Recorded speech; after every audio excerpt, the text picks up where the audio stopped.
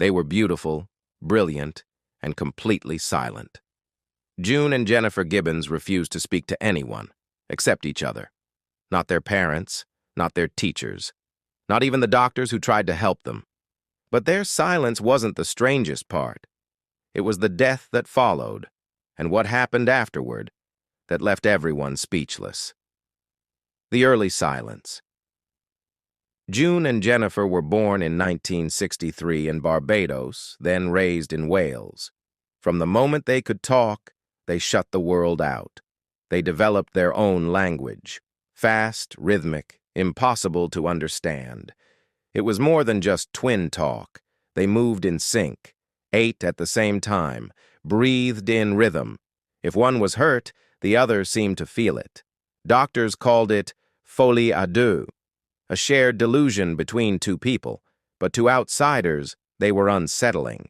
Teachers described them as distant. Classmates bullied them, so the twins retreated further into their private world and stayed there.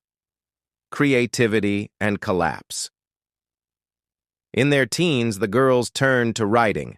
Their diaries were intense, full of obsession, pain, and jealousy. They wrote novels filled with violence and tragedy. But their creativity couldn't mask their growing instability. By age 19, things escalated. Crime and confinement. The twins began committing petty crimes: theft, arson, vandalism. Eventually, they set fire to a building and were arrested. Doctors deemed them a danger to themselves and others. And instead of prison, they were sent to Broadmoor, a high-security psychiatric hospital for the criminally insane. They spent 11 years there, heavily medicated, isolated. Still, they barely spoke to anyone but each other. But what they wrote in their journals during that time was chilling. Jennifer believed one of them had to die, and June agreed. They believed it was the only way one of them could live a normal life. Jennifer's death. In 1993, doctors approved their transfer to a lower security hospital. The day of the move, Jennifer laid her head on June's shoulder and never woke up. She was just 29.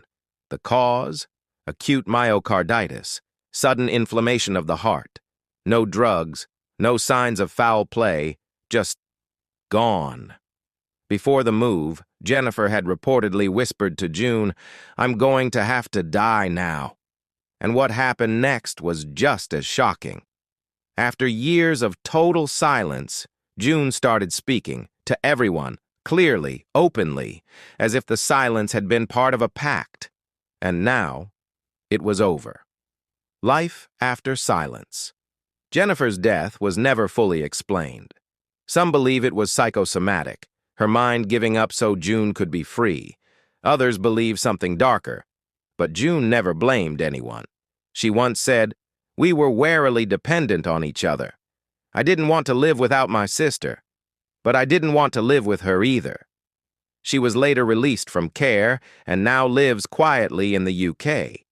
Sometimes she gives interviews, but she's never fully explained the truth about their pact, or why Jennifer died when she did. The story of June and Jennifer Gibbons still baffles psychologists today. Were they mentally ill?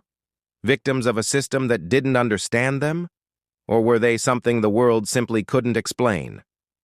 One thing is certain. Their silence spoke louder than words ever could. You're watching Unread Files. Subscribe for more strange, disturbing, and unforgettable true stories.